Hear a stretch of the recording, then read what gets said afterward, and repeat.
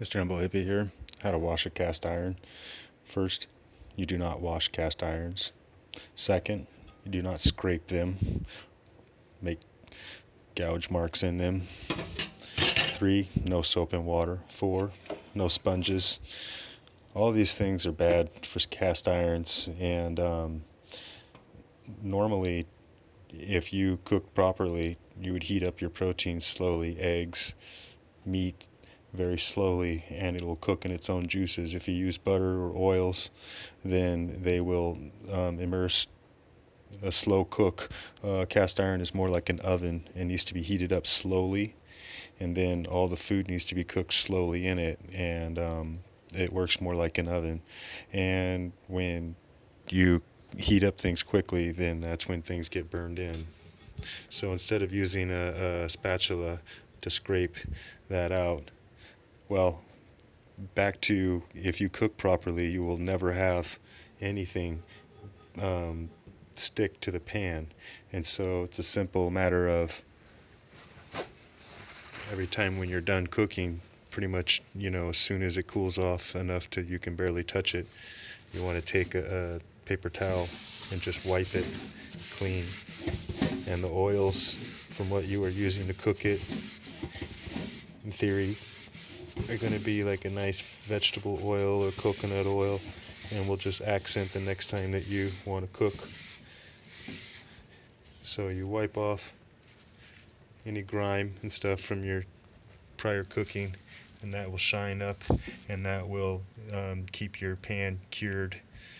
Um, all the oils will be nice and in all those nooks and crannies. You don't want to put any soap or anything in there.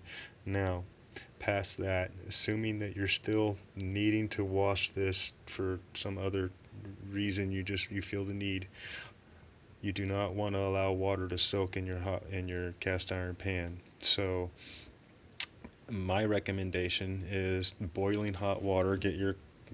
Not boil water, but just turn your faucet on as hot as it goes. Let it get as burning hot as it can get, and then put your hot water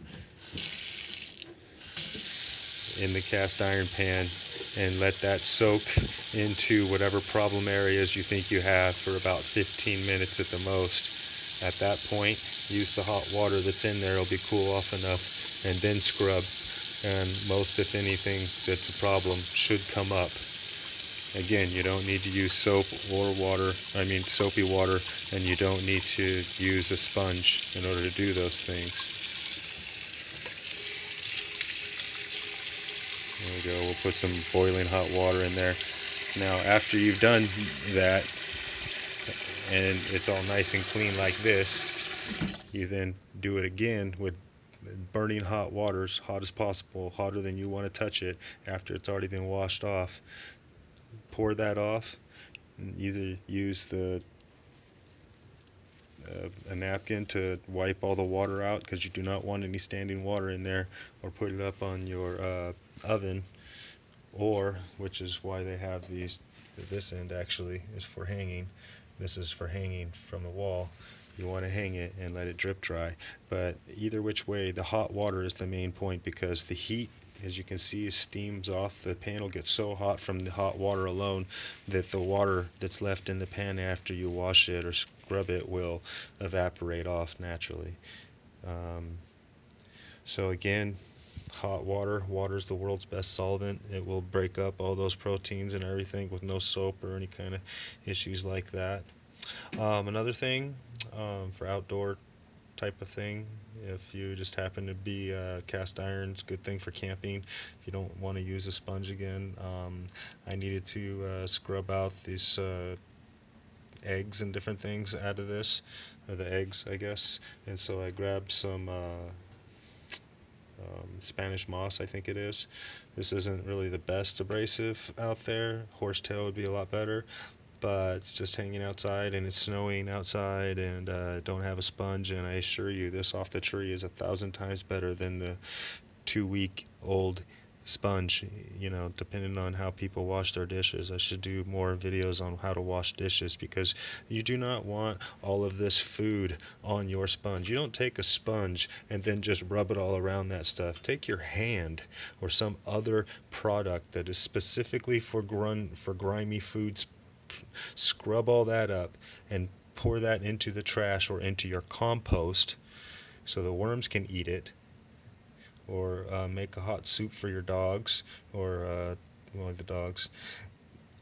And then take your dish sponge and wash your dishes that are like this. Not food. You don't scrub food into your sponge and then go use that same sponge with old nasty food on it. I don't know why that doesn't sound disgusting to people, and why they don't to think about that, like, because you would not take that food and wipe it all over anything, and yet you take a sponge and you wipe it all over that, and then wipe that all over your plates and stuff, and then that's how you wash. So really, maybe the purpose of the sponge is for an abrasive action to get them clean. So how are all these dishes clean, and why are they clean? Because I washed them immediately with hot water and my bare hands. Bare hands will work. Now, when it comes to proteins that you do not cook properly again, and they get stuck onto things and they just do not just wipe right off, hot water. Hot water is going to be your trick. It's going to work all the time. We're going to put that in there for a few seconds. We're going to take this here what was this, Spanish moss. If anybody's ever had cooked in eggs into a frying pan, I'm sure you're aware of the fact that they're like glue, or oatmeal. All of these substances can be taken care of with just a little bit of hot water and soaking, instead of harsh chemical cleaners and harsh abrasives.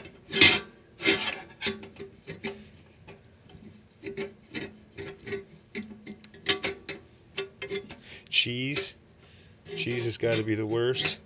The best way to deal with these things is immediately, when you get done cooking, immediately, before it cooks, before it hardens into to your plates or anything, just simply do a rinse off of your dishes, and you will never have to deal with grime or nastiness.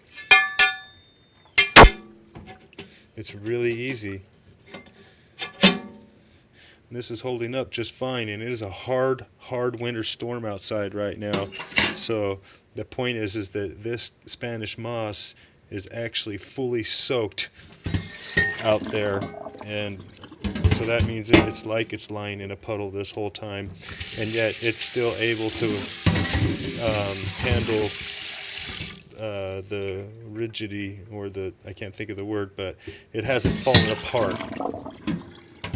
And it's soaked as can be.